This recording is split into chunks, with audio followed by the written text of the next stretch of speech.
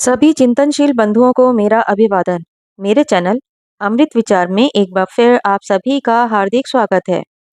सबसे पहले जिन लोगों ने मेरे चैनल को सब्सक्राइब किया है उन सभी का बहुत बहुत आभार। जिन लोगों ने अभी तक मेरे चैनल को सब्सक्राइब नहीं किया है या जो लोग पहली बार मेरे चैनल से जुड़ रहे हैं, कृपया मेरे चैनल को सब्सक्राइब करें, लाइक करें और ज़्यादा से ज़्यादा लोगों को शेयर करें, जिससे मैं इसी प्रकार अन्य जानकारियाँ ज़्यादा से ज़्यादा लोगों तक पहुँचा सकूँ। आप लोगों के जो भी सुझाव या विचार हों वो आप मुझे कमेंट सेक्शन में दे सकते हैं। जो लोग वैदिक संस्कृति से परिचित हैं उन्हें ज्ञात है कि ब्रह्मचर्य इस संस्कृति का प्राण है। आजकल के लोग भले ही कुछ भी कहते रहें, ब्रह्मचर्य की भले ही कितनी ही हंसी बनाएं, वीर क्षय को भले ही युवावस्था की अनिवार्य घटना कहें, भले ही कहते रहें कि वीर क्षय से कोई हानि नहीं होती, परंतु वीर रक्षा वैदिक संस्कृति का आधारभूत अंग था। आजकल के लोग अनुभव पर अपनी बात कहते हैं।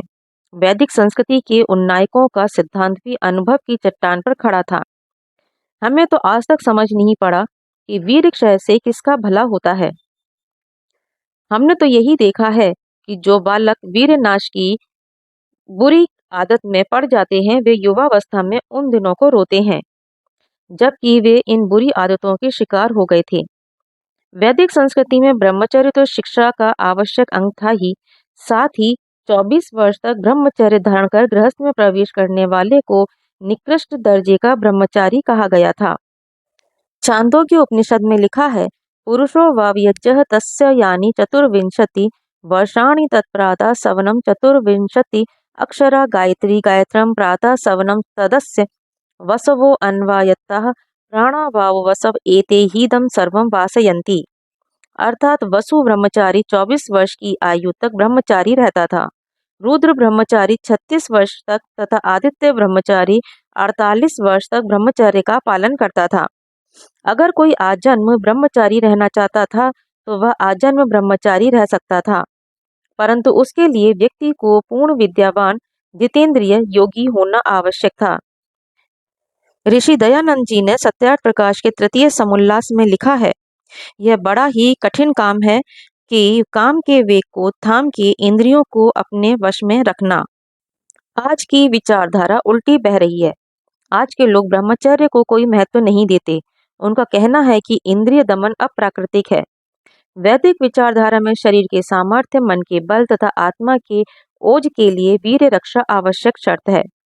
और क्योंकि संस्कारों का उद्देश्य नव मानव का निर्माण करना है, इसलिए वैदिक विचारधारा में जब तक ब्रह्मचर्य धारण किया जा सके तब तक उसका धारण करना शरीर, मन तथा आत्मा को शारीरिक सामर्थ्य, मानसिक बल तथा आत्मिक तेज प्रदान करने के लिए आवश्यक है।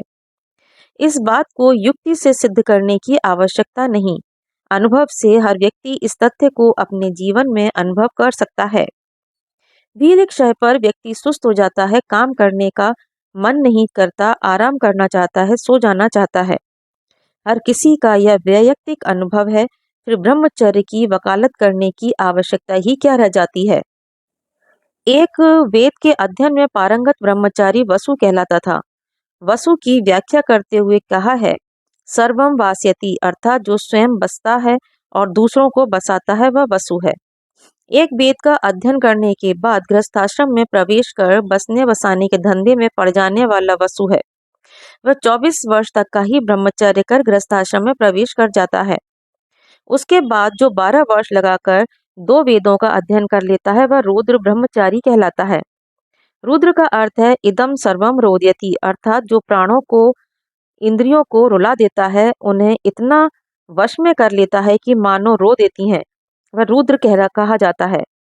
वह 36 वर्ष के बाद गृहस्थ आश्रम में प्रवेश करता है। उसके बाद और भी 12 वर्ष लगाकर जो चारों वेदों में पारंगत हो जाता है वह आदित्य ब्रह्मचारी कहलाता है। उसे आदित्य इसलिए कहा गया है क्योंकि उसका ब्रह्मचर्य का तेज सूर्य की तरह उसे प्रकाशवान करता है। वह 48 वर्ष के बाद गृहस्थ आश्रम में प्रवेश करता है।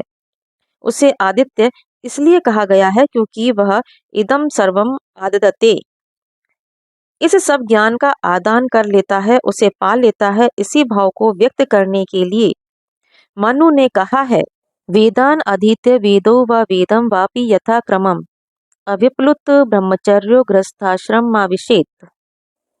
जो व्यवस्था मनु के समय में सत्य थी वह आज भी सत्य है। जिस व्यक्ति ने विद्या में साधारण गतिविधि करनी हो वह शीघ्र पढ़ना लिखना समाप्त कर देता है। जिसने अनेक विद्याओं को पढ़ना हो उसे ज्यादा समय विद्या अध्ययन में बिताना पड़ता है। जिसने अनेक विद्याओं में पारंगत होना हो उसे जीवन का मुख्य भाग विद्या ग्रहण करने में लगा देना होता है। आज बस इतना ही। शेष चर्चा हम अगले वीडियो में करेंगे। धन्यवाद।